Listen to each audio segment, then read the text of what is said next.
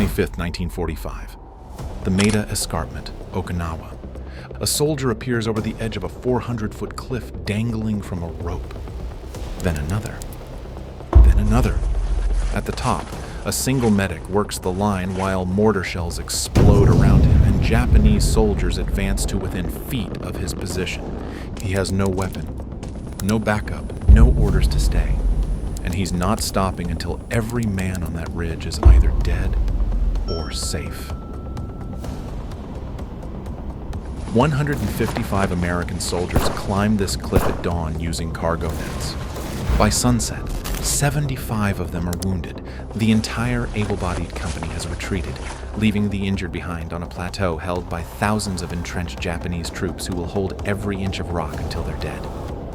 The only soldier left at the top is Private First Class Desmond Doss. A man the U.S. Army tried to kick out of basic training. A conscientious objector who refused to touch a rifle. And over the next several hours, he's going to get every single one of those 75 men off that plateau alive, using nothing he was trained for in a way no military manual would ever endorse. How does one unarmed man do what 155 armed soldiers couldn't? And what happens when the military realizes the man they called a coward just saved more lives than any armed soldier on that ridge? Lynchburg, Virginia, 1942. Desmond Doss is 23 years old, working at a lumberyard when the draft notice arrives. He reads it once, folds it, and tells the Army exactly what he'll do. He'll serve. He'll wear the uniform. He'll go to war. But he won't carry a weapon. His reasoning is one sentence. Seventh-day Adventist upbringing. The commandment, "Thou shalt not kill," as literal doctrine. I felt it an honor to serve my country. God and country, same as the rest of them, he tells the recruiting officer. The only thing, I just didn't want to take life. The Army doesn't know what to do with him. Captain Jack Glover, Doss's commanding officer at Fort Jackson, South Carolina, reads the file and immediately tries to get him transferred. A medic who won't carry a rifle is a liability in combat.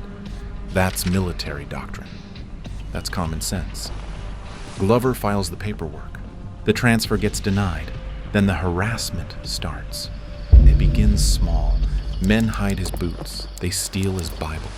They call him coward during formation, loud enough for the whole platoon to hear. One night, Doss returns to his barracks to find his bed stripped, his mattress slashed, his personal effects scattered across the floor. He picks everything up in silence and remakes the bed. The harassment escalates. During live fire exercises, soldiers accidentally aim their rifles near Doss's position. During night marches, they leave him behind on purpose. A group of men corner him behind the mess hall one evening and tell him to sign a petition demanding his discharge. He refuses. They shove him against the wall. He doesn't fight back. He just stands there, bleeding from a cut on his lip, and says nothing. But Doss isn't passive. He draws a line. "Don't ever doubt my courage," he tells the men who've been tormenting him, his voice steady, his eyes locked on theirs. "Because I will be right by your side saving life while you take life." The words hang in the air. Nobody responds. But something shifts. Not in the men, not yet, but in the structure around them. Because here's what the Army discovers. They can't remove him. Doss is classified as a conscientious objector who volunteers for combat. That's a legal category the military created, and it comes with protections. The Army can't discharge a CO who volunteers. They can't court-martial him for refusing a weapon. They can't even transfer him without his consent. The system's own rules, the same rules designed to manage dissent, become the shield that keeps Doss in the unit. Captain Glover tries again. He recommends Doss for a Section 8 discharge, psychological unfitness. The medical board reviews the case and finds Doss mentally sound. Glover tries a third time, recommending reassignment to non-combat duty. Denied. The paperwork bounces back with a single notation. Subject has volunteered for combat duty. Request denied. So Doss stays, not because the Army accepts him, not because his fellow soldiers respect him. He stays because the institution is trapped by its own bureaucracy, and because Doss refuses to give them a reason to remove him. He shows up to every drill. He completes every training exercise except the ones requiring a weapon. He learns field medicine with an intensity that borders on obsession. He memorizes tourniquet placement, wound packing, morphine dosage, triage protocol. He practices bandaging on himself until his arms are covered in tape. The rifle becomes a symbol in his unit, not just a weapon, but a line in the sand. Every man carries one. Every man is trained on one. Every man knows that in combat, the rifle is the difference between life and death. And Doss is the only man in the entire 307th Infantry who won't touch it. His fellow soldiers see this as weakness, as cowardice dressed up as conviction. They don't understand yet that Doss's refusal isn't about fear. It's about a different kind of courage, the kind that requires standing alone in a room full of armed men and saying no. But standing alone in training is one thing. Surviving combat is another. What happens when the man who won't fight faces his first firefight? Guam, 1944. The 77th Division hits the beach under heavy fire, and Doss goes in with them. No rifle, no sidearm, just a medical kit and a Bible tucked into his webbing. The first bullet cracks past his head before he's 20 yards from the surf. He drops behind a coral outcropping, opens his kit, and starts working. A Marine from another unit is down. Shrapnel in the thigh. Arterial bleed. Doss applies a tourniquet, packs the wound, drags the man behind cover. All of this while Japanese machine gun fire is chewing up the beach around them. He does it again, and again. By the end of the first day, Doss has treated 12 wounded men under direct fire. He's been shot at, mortared, and nearly overrun. He hasn't fired a single round. He hasn't even held a weapon. The men who harassed him in training are watching, and they're starting to understand something they didn't understand before. Doss isn't hiding behind his beliefs. He's running toward danger with them. Captain Glover sees it too. The man he tried to transfer, the man he tried to discharge, is out there in the open, treating wounded soldiers while bullets kick up dirt at his feet. Glover doesn't say anything. He doesn't need to. The evidence is in front of him. Doss earns his first Bronze Star with V device for valor in Guam. The citation reads, "For heroism and action against the enemy, not for medical service. For heroism." The V device means combat valor, the same recognition given to men who charged enemy positions with rifles and grenades. The unit's attitude shifts, not all at once. Not completely. But the men who called him coward start calling him something else. Doc. It's not respect yet. It's acknowledgement. And in the military, acknowledgement is the first step toward trust. Leyte, Philippines. January 1945. Monsoon rain turns the jungle into a sucking brown slurry. Doss is knee-deep in mud, moving along a forward trench line, when a voice calls out from a foxhole ahead, Private First Class Ralph Moore, 22, from Ohio, shrapnel through the abdomen. Doss slides into the hole. Water rises to their waists. Japanese snipers are working the tree line. And every time Doss reaches for a bandage, the water ripples from near misses. Moore grips his forearm and says, "Don't leave me, Doc." Doss doesn't. He packs the wound, applies pressure, and carries Moore on his back through 300 yards of open ground while bullets snap the air around them. He drops Moore at the aid station and goes back out. The fighting in the Philippines is brutal. Jungle warfare, close quarters, Japanese soldiers fighting from caves and tunnels. Doss moves through it like a man who's made peace with death. He treats wounds in foxholes while artillery shakes the ground. He carries wounded men on his back through mud and rain. He works through the night without sleep, without food, without complaint. He earns his second Bronze Star with V device, 2 combat decorations before Okinawa, 2 proofs of concept. By the time the order comes to ship out for Okinawa, the 307th Infantry no longer sees Doss as a burden. They see him as insurance.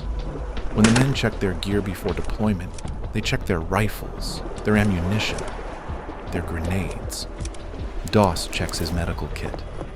Same preparation, same purpose, different tools. Captain Glover's position has softened completely. He doesn't just tolerate Doss anymore, he relies on him. In a private conversation before the Okinawa deployment, Glover tells Doss, "I was wrong about you. It's not an apology." Glover isn't that kind of officer, but it's as close as it gets. But the men who slashed his mattress, who shoved him against the wall, who called him coward to his face, they haven't had their moment of reckoning yet. That comes on the ridge, because Okinawa will be different. The Maida Escarpment awaits, a 400-foot jagged cliff the Japanese call the key to Okinawa. Thousands of enemy soldiers entrenched in hidden caves and foxholes, terrain that favors the defender in every conceivable way. No room for maneuver, no cover for the approach, just a vertical assault up a rock face against an enemy that doesn't retreat. What happens when the real test comes? And the cliff is 400 feet high, the enemy is in the thousands, and there's no way down. May 5th, 1945. 6:00 a.m. Company B, 307th Infantry, 77th Division assembles at the base of the Maida Escarpment. 155 men, cargo nets draped over the cliff face like giant ladders. The rock is jagged, uneven, slick with morning dew. At the top, Japanese fortifications, caves, tunnels, machine gun nests, mortar positions. The Japanese have had months to prepare this position. Every approach is covered. Every angle is enfiladed. They call it the key to Okinawa because whoever holds this ridge controls the entire southern approach to the island, and they fight for every inch like it's the last ground on Earth. The Americans start climbing. Cargo nets sway in the wind. Men haul themselves up hand over hand, rifles slung across their backs, helmets pulled low. The first wave reaches the plateau without incident. The second wave follows. By 7:30 a.m., 155 men are on top of the escarpment. Then the Japanese open fire. It's not a skirmish. It's an ambush on a scale none of the Americans anticipated. Machine guns rake the plateau from 3 directions. Mortars walk across the American position with mathematical precision. Japanese soldiers emerge from caves and foxholes. Not dozens, but hundreds, maybe thousands, swarming from every direction, firing, throwing grenades, closing with bayonets. The Americans are caught in the open on a plateau with no cover and no retreat route. The cargo nets they climbed up are their only way down, and they're under direct fire. Men drop. Screams echo across the rock face. The wounded crawl toward the cliff edge, dragging themselves over the lip, dangling from the cargo nets, falling. Within the first hour, 75 men are wounded. 75, nearly half the company. The remaining able-bodied soldiers make the only tactical decision available. They retreat. Down the cargo nets, back to the base of the escarpment, leaving the wounded behind on the plateau. The only soldiers left at the top are the wounded, the Japanese, and Desmond Doss. He doesn't receive orders to stay. Nobody tells him to remain. The retreat order goes out, and Doss simply doesn't follow it.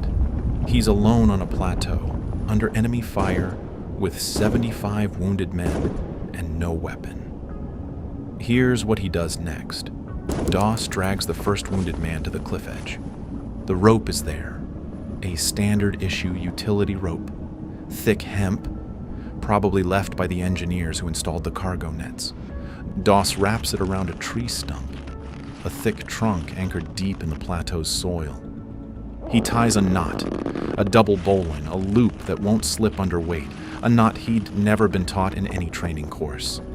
He later said those exact words. He didn't learn it in training. He didn't read it in a manual. He figured it out under fire, with mortar shells exploding around him and Japanese soldiers advancing. He lowers the first man over the edge. The rope burns through his bare hands. He doesn't have gloves. He feeds the rope through his palms, controlling the descent, feeling the hemp tear at his skin. Blood mixes with rope fibers. He keeps going. The second man, the third, the fourth. With each man, he prays. Same words. Every time, Lord, help me get one more. Just one more. Not a prayer for himself.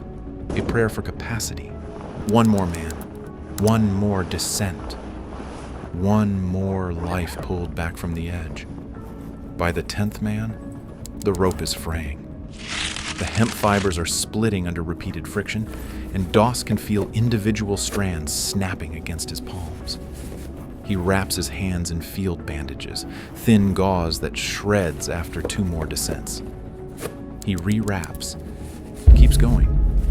By the 30th man, the Japanese have stopped firing mortars and started advancing on foot. They know what's happening.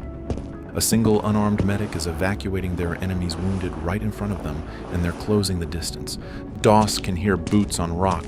He can hear Japanese voices on close, too close. One of the wounded men, a soldier Doss is in the process of lowering, has to raise his rifle and kill the Japanese soldiers before they can reach Doss. Think about what that means. The wounded men Doss is saving are the ones protecting him. The rescuer needs rescue. Among the men waiting their turn at the cliff edge is one of the soldiers who once cornered Doss behind the mess hall and told him to sign the discharge petition. The same man who shoved him against the wall. He's bleeding from a shrapnel wound in his side, propped against a rock, watching Doss work. Watching the man he called coward feed rope through bleeding hands, praying under fire, refusing to stop. He doesn't say anything. He doesn't have to. The look on his face says everything. The kind of look that comes when every assumption you've ever held about another person gets shattered in real time. By the 50th man, Doss's hands are gone. The bandages are soaked through with blood. Every rotation of the rope sends white-hot pain up his forearms. His grip is failing. The rope is slick with his own blood, and he has to fight to keep it from slipping through his fingers. The sun is dropping. The Japanese are getting bolder. And there are still 25 men left on that plateau. He doesn't stop. 12 hours. That's how long it takes. From dawn to dusk, Doss works the rope system alone, lowering men one at a time, feeding rope through bleeding hands, praying the same prayer 75 times. The rope burns carve grooves into his palms. His hands are raw, bleeding, shaking. He wraps them in bandages from his medical kit and keeps working. At some point during those 12 hours, the Japanese get close enough that Doss can hear individual voices. Close enough that a grenade could reach him. Close enough that a bayonet charge would be over before he could react. He has no weapon to defend himself, no sidearm, no rifle, just a medical kit and a rope and a knot no manual ever taught him, and he doesn't stop. By sunset, all 75 men are over the edge. All 75 are at the base of the escarpment. All 75 are alive. Doss descends last, his hands wrapped in bloody bandages, his uniform torn, his body exhausted beyond anything he's ever experienced. The company is alive because of him. But the count is disputed. The army determines Doss saved 100 men. Doss says it couldn't have been more than 50. He wouldn't have had the time. The Medal of Honor citation will split the difference at 75. That's the official number. That's the number that matters. But the war isn't done with him yet. What happens when the battlefield comes for the man who wouldn't stop? The men Doss saved make it to the aid station at the base of the escarpment. 75 stretchers lined up in the dirt. Corpsmen move down the line, and every single one of those men says the same thing when asked who got them out. Doss. The medic who wouldn't carry a rifle. the man they called Coward. Word spreads through the 77th Division like a current. By the time Doss finally descends that cliff, last man off the ridge, hands wrapped in bloody gauze, body shaking from exhaustion, the men at the bottom are waiting. Not to salute, not yet, but to look at him, really look at him. The kind of look that says everything changed. He gets 2 weeks. 2 weeks to rest, to let his hands heal, to sleep without mortar fire shaking the ground. The army tries to pull him off the line. He refuses, goes back to his unit, back to the front. May 21st, 1945, 2 weeks after the ridge. Doss and 3 other soldiers crawl into a shallow hole to wait out the darkness. The position is exposed. No overhead cover, no reinforced walls, just a depression in the earth that might stop small arms fire, but won't stop anything bigger. A grenade lands among them. It hits the dirt with a soft thud, rolls once, and stops. 3 of the men see it simultaneously. They scramble out of the hole. Instinct, training, survival. Doss is too late. He doesn't run. He covers the grenade with his boot. The detonation hurls him into the darkness. 17 pieces of shrapnel tear into his leg. His boot absorbs the blast but doesn't stop it. The force throws him clear of the hole, landing him hard on his back in the dirt. His leg is still attached but bleeding badly. 17 wounds, arterial and venous. Blood pooling in the soil around him. The other soldiers are gone. Scattered by the blast, calling for help in the darkness. Doss could call for a medic.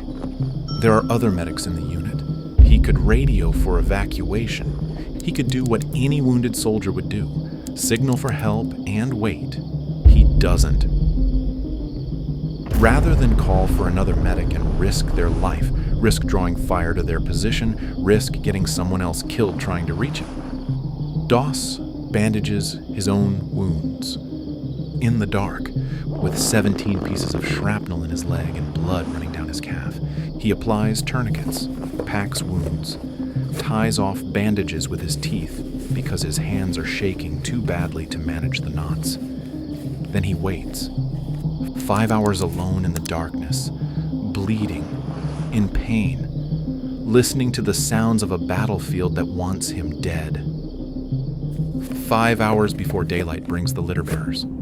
They arrive at dawn, 2 men with a stretcher moving carefully through the morning mist.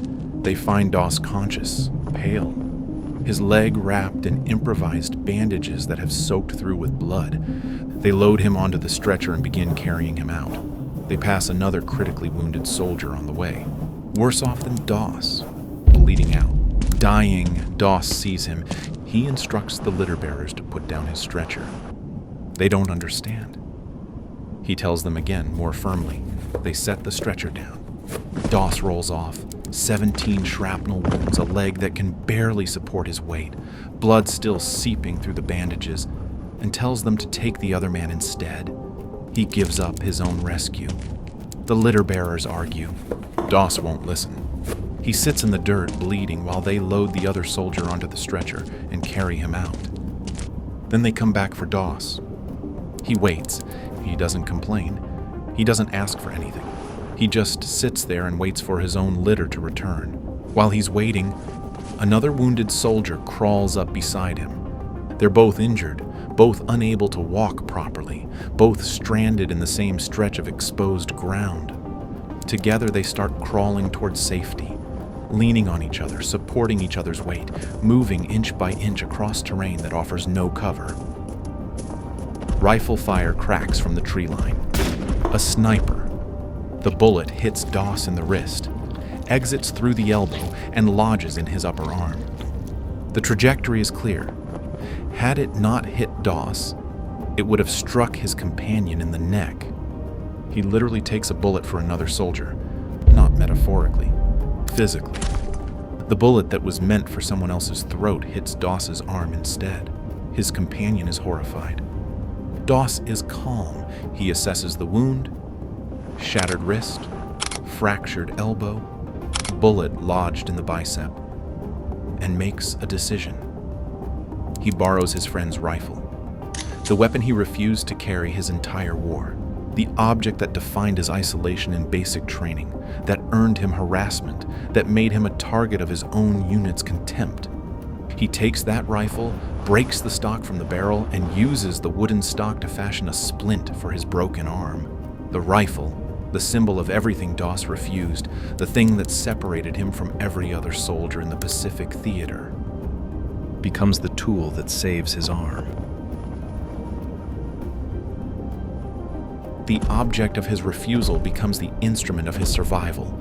The two men continue crawling. Doss with a splinted arm made from a rifle stock, his companion supporting him, both of them moving towards safety across ground that's still under fire. Eventually, they reach the aid station. Doss is evacuated to a hospital ship. His war is over. He fought it his way, without compromising his beliefs, without firing a shot, treating the wounded under fire in Guam and the Philippines before Okinawa ever tested him. But the Army isn't done with him. What does a military do with a man who saved 75 lives without firing a single shot and violated every doctrine in the process?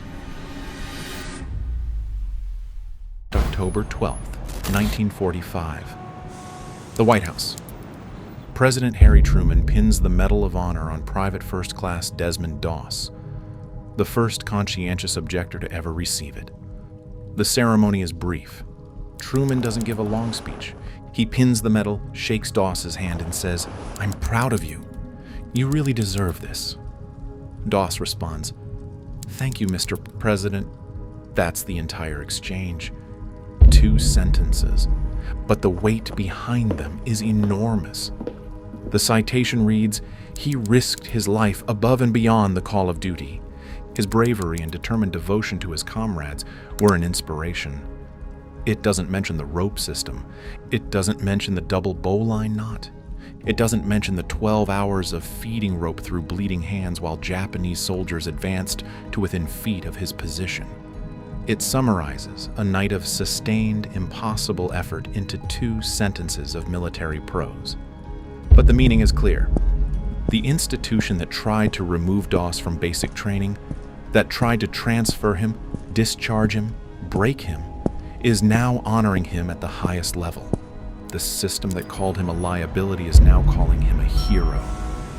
The same army that didn't know what to do with a medic who wouldn't carry a rifle is now pinning its highest decoration on his chest. The Medal of Honor wasn't a consolation prize. It was the military's forced admission that the man who violated every doctrine, no weapon, no retreat, no formal rescue training, saved more lives than any armed soldier on that ridge. But the medal doesn't heal the body. The grenade blast on May 21st didn't just wound Doss, it rewired him. The shrapnel shattered his auditory nerve on the left side, and the damage is permanent. No surgery reverses it. No treatment brings the sound back. He's 26 years old, standing in a world that's gone half silent, learning to angle his right ear toward every conversation, learning to read lips without admitting he's doing it, learning to live with a ringing in his head that never stops. Then, the tuberculosis hits. 1946. The grenade wounds weakened his immune system.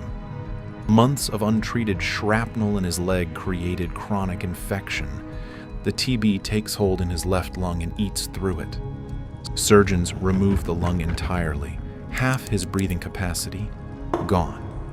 The years that follow are measured in hospital corridors and surgical scars. VA hospitals in Virginia, then Georgia, then home to Lynchburg, where his wife Dorothy learns to change his dressings and manage his pain through nights he can't sleep and days he can't work. The body that carried 75 men down a cliff can barely carry itself up a flight of stairs. The Medal of Honor sits in a drawer. It doesn't pay the medical bills. It doesn't restore a lung. It doesn't fill a silent ear. It honors a man. But it doesn't fix him. And here's the thing about medals. They're given to the living, but they're paid for by the body. Doss's body kept the ledger. Every life he pulled down that cliff cost him a piece of himself. 75 descents, 75 prayers, and a physical toll that would outlast the war by 60 years. Doss dies in 2006 at age 87. He never carried a weapon. He never fired a shot. He never changed his mind about anything. What matters is that every man who came down that cliff came down alive, and the only reason they did is because one man refused to leave. The rope fibers split.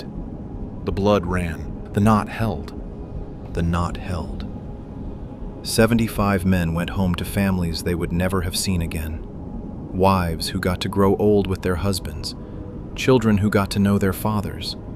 All of it bought by a medic who stood alone on a plateau and said no to the one thing every other soldier said yes to.